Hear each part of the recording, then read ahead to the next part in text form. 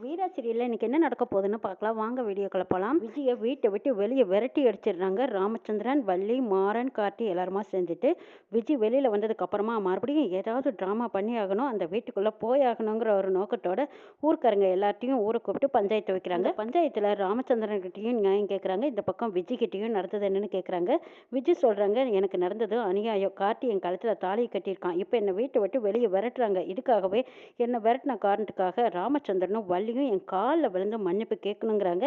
இதை கேட்டதும் மாறனும் கார்த்தியும் அப்படியே ரத்தம் கொதிக்க நிற்கிறாங்க. என்னடி சொன்னேன், எங்க அப்பாவும் அத்தையும் உன் காலில் விழணுமா அப்படின்னு விஜய் அடிக்கிறதுக்கு போறாங்க. கார்த்தி எல்லாருமா சேர்ந்து தடுத்து நிறுத்தி, இதை பார்ப்பா, இது பஞ்சாயத்துல இப்படியெல்லாம் அத்துமீறி நடந்துக்க கூடாது, நியாயம் என்னமோ அதை மட்டுமே பேசணும், கொஞ்சம் அமைதியா இருங்க அப்படின்னு ஊர் தலைவருங்க சொல்றாங்க. அதுக்கப்புறம் ராமச்சந்திரன் கார்த்தியை அமைதியா இருடா அப்படின்னு அடக்கி வைக்கிறாங்க. என்னதான் உன் பிரச்சனை, இப்போ என்ன செய்யணும்னு நீ நினைக்கிறேங்கிறாங்க. நான் திரும்பவும் அந்த வீட்டில் கார்த்தி மச்சான் கூட தான் நான் வாழணுங்கிறாங்க. கார்த்தி கிட்ட கேட்குறாங்க, எனக்கு அவ கூட வாழ இஷ்டம் இல்லை, வேணா என் வீட்டில் வந்து இருந்துக்கட்டும் அப்படின்னு சொல்லிடுறாங்க. கார்த்தி ஆஹா, வீட்டுக்குள்ளே நுழையிற அளவுக்கு இடம் கொடுத்தா அதுவே போதும்னே நினச்சிக்கிட்டு விஜய் சரிங்க எனக்கு அது வரைக்கும் சம்மதங்கிறாங்க.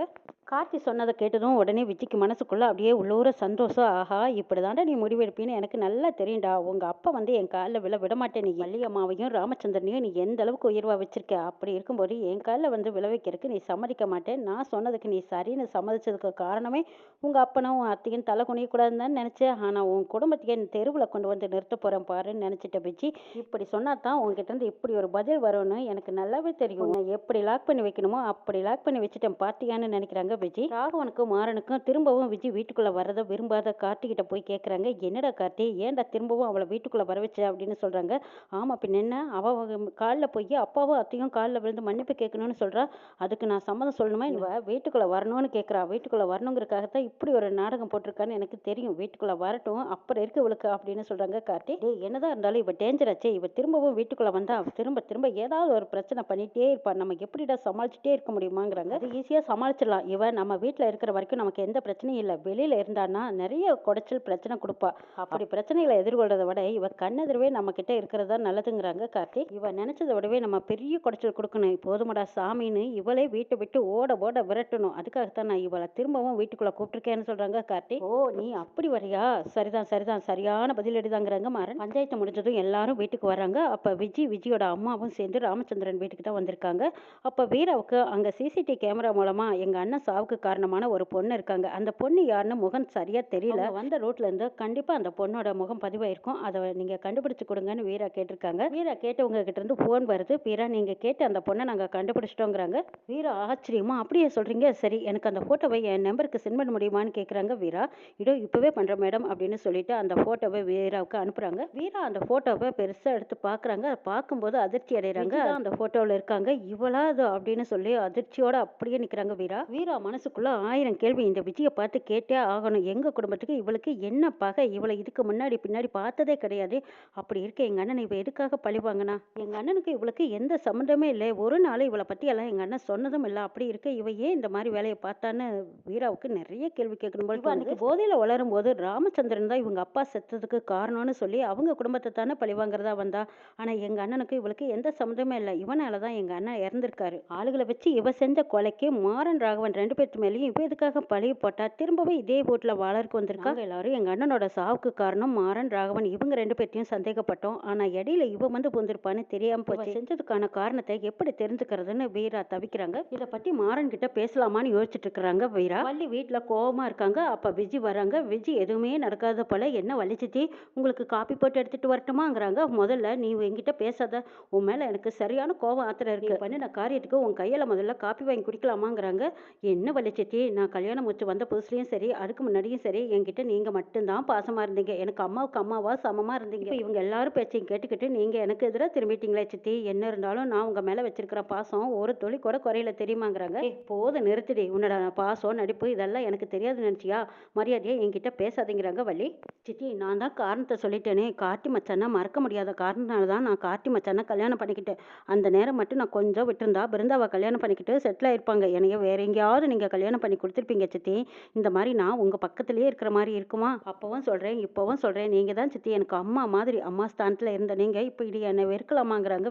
ஆரம்பத்துல அப்படி தாண்டி நினைச்சேன், சரி யாரும் இல்லாத பொண்ணாச்சே, இவளுக்கு தாய்க்கு தாயா நாம தான் பாசமா இருக்கணும்னு நான் நினைச்சேன், கார்த்தி சொன்ன போதெல்லாம் கூட அவனையெல்லாம் நம்பாம உன்னை தாண்டி நான் மேல நினைச்சேன், என் பசங்கள அதுவும் நானே வளர்த்த பசங்க சொன்னபோது கூட நான் உன்னைய தாண்டி நம்பினேன். அவங்கள கூட நம்பலையே. நம்பிக்கையோட இருந்த எனக்கு, என் குடும்பத்துக்கு நீ எவ்வளோ பெரிய துரோகம் பண்ணியிருக்க. திரும்பவும் நீ இந்த வீட்டுக்கு வந்துட்டா உன்னை கெஞ்சுவேன், நம்புவேன்னு நினைச்சிட்டு இருக்கிறியா? 3 பேரு வீரா, கண்மணி இவங்க எல்லாம் சொன்னது கூட நம்பாம நான் முட்டாள்தனமா உன் பேச்சை நம்பினேன் பாரு. இப்படியே காலத்துக்கு என்னை ஏமாத்திக்கிட்டு இருக்கலாம்னு நீ நினைச்சிட்டு இருந்தியா? நீ பண்ணின காரியத்துக்கு இப்ப நினைச்சாலும் உன்னைய ஓங்கி பலார் பலார்னு அறியணும் போல இருக்குங்கிறாங்க வள்ளிமா. சித்தி, நீங்க என்ன வேணாலும் சொல்லிக்கங்க சித்தி, யாரை வேணாலும் நம்பிக்கங்க, எனக்கு ஒன்றும் கவலையே இல்லை. ஆனா திரும்பவும் இந்த வீட்டுக்கு வந்து உங்ககிட்ட காலடியில் உட்காந்து கெஞ்சிக்கிட்டு இருப்பேன்னு நினைச்சிட்டு இருந்தீங்களா? அப்படியெல்லாம் இருக்கிற ஆள் கிடையாது. நான் யாருன்னு நினைச்சீங்க அப்படின்னு விஜய் ஒரு கோரத்தனமா சிரிக்கிறாங்க. அதை பார்த்த வள்ளியம்மா என்ன திமிருன்னு பாக்குறாங்க. இப்பதான் என்னை பத்தி முழுசா தெரிஞ்சுக்கிட்டீங்கல்ல, இதுக்கப்புறமா நான் எதுக்காக இந்த வீட்டுல நடிக்கணும்? இனிமே நான் உரிமையோட இந்த வீட்டுல தான் உட்கார போறேன். நான் கார்த்திக்கோட முதல் மனைவி. கண்மணி இவங்களுக்கெல்லாம் என்ன இந்த வீட்டுல உரிமையும் அதிகாரமும் இருக்கோ அதே உரிமையும் அதிகாரமும் எனக்கும் இருக்கு. எனக்கு என்னெல்லாம் தேவையோ அதெல்லாம் இந்த குடும்பம் நீங்க எனக்காக செஞ்சு கொடுத்தே ஆகணுங்கிறாங்க விஜய். ஏய், என்னடி நினைச்சிட்டு இருக்க? இந்த வீட்டுல இருக்கிறவங்க எல்லாம் உனக்கு வேலைக்காரங்கன்னு நினைச்சிட்டு இருக்கிறியா? உன்னோட ஆட்டமும் திமிரும் அளவில்லாம தான் இருக்கு. நீ அடங்கவே மாட்டேங்கிறாங்க வள்ளியம்மா. நீ செஞ்ச காரியத்துக்கு அதே இடத்துல உன்னை கட்டி வச்சு அடைச்சிருக்கணும், இல்ல போலீஸ்ல புடிச்சு கொடுத்துருக்கணும். கார்த்தி சொன்ன காரணத்துக்காக தான் போனா போகுதேன்னு இந்த வீட்டுக்குள்ள நாங்க அனுமதிச்சோங்கிறாங்க வள்ளியம்மா. இப்படி பேசிட்டு இருக்கும்போது விஜயோட அம்மா வராங்க. என்ன விஜய், என்ன வள்ளியம்மா என்னமோ சொல்லிட்டு இருக்கா? கிட்ட ஏதாவது தாம் தும்னு சத்தம் போடுறாளா? சொன்னா சொல்லு, நான் பாத்துக்கிறேங்கிறாங்க. ஏய், என்னடி பாப்ப? என்ன பாப்பேன்னு கேட்குற? எங்க வீட்லயே இருந்துக்கிட்டு அம்மாள் மகளும் என்ன தென்னாவட்ட திமிரா பண்ணாருங்க. இருக்கிறதா இருந்தா ஒரு மூலையில போட்டதை தின்னுட்டு மரியாதையா இருங்க, இல்லைன்னா அம்மாள் மகளும் இப்பவே வீட்டை விட்டு கிளம்புங்கன்னு சொல்றாங்க வள்ளியம்மா. வள்ளியம்மா கோவமா சொல்லிட்டு இருக்கிறத பார்த்து விஜய் தோரணையா சிரிக்கிறாங்க. அப்ப விஜயோட அம்மா சொல்றாங்க, அட அவ கிடக்குற வாடி, நீ புருஷன் தான் உன்னை இங்கேயே இருக்க சொல்லிட்டாருல, இனிமே நீ யாருக்காகவும் எதுக்காகவும் பயப்பட வேண்டாம். யார் என்ன கேள்வி கேட்டாலும் அவங்களுக்கு நீ பதில் சொல்ல வேண்டிய அவசியமே இல்லை.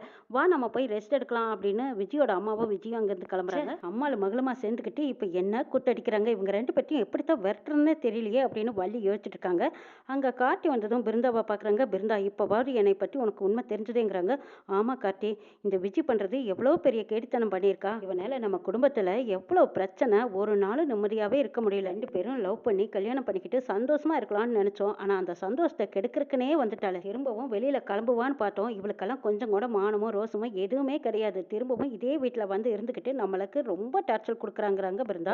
நம்ம 2 பேரும் நிம்மதியா சந்தோஷமா இருக்கணும். கொஞ்ச நாளைக்கு எங்கேயாவது வெளியில போயிட்டு வரலாமான்னு கார்த்தி கேட்கறாங்க. விஜய் பண்ணினது எல்லாம் நினைச்சா எனக்கு கோவம் ஆத்திரமா வருது. இங்க இருந்தா நான் நிச்சயமா அவளை அடிச்சே ஓட்டு பார்க்காம இருக்கணும்னா நம்ம கொஞ்ச நாளைக்கு வெளியில எங்கேயாவது போயிட்டு வருவோங்கிறாங்க பிருந்தா.